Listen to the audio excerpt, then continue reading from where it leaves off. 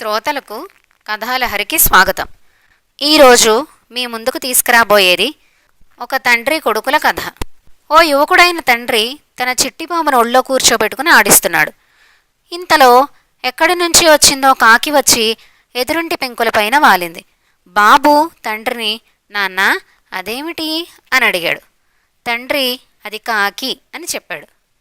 కొడుకు తండ్రిని మళ్ళీ అడిగాడు, నాన్న అదేమిటి అని. తండ్రి మళ్ళీ చెప్పాడు, అది కాకి. కొడుకు తండ్రిని పదే పదే అడగసాగాడు, అదేమిటి అదేమిటి అని. తండ్రి ఓపిగ్గా మళ్ళీ మళ్ళీ అది కాకి అది కాకి అని బదిలిస్తూ ఉండేవాడు. కొన్నేళ్లు గడిచాయి. బాబు పెరిగి పెద్దవాడయ్యాడు. తండ్రేమో ముసలివాడయ్యాడు. ఓ రోజేమో తండ్రి చాప మీద కూర్చున్నాడు. ఎవరో అతని కొడుకును చూడాలని వచ్చినట్లుంది. తండ్రి కొడుకును అడిగాడు, ఎవరు బాబు వచ్చింది? కొడుకు వచ్చిన అతని పేరు చెప్పాడు. కొంతసేపటికి మరొకరొచ్చారు. ఎవరు వచ్చారు అని తండ్రి అడిగాడు.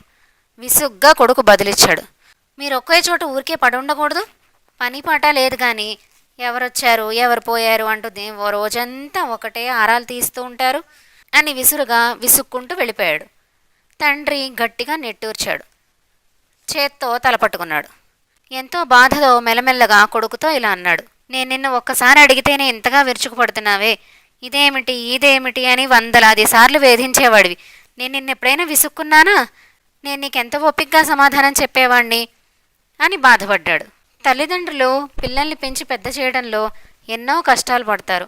కానీ మనం వారిని ఎంతగా ప్రేమిస్తున్నామో ఎంతగా ఆదరిస్తున్నామో అది మనకే తెలియాలి. ఈ రోజుకి కథతో ముగిద్దామండి. తిరిగి ఇంకొక కథతో కలుద్దాం.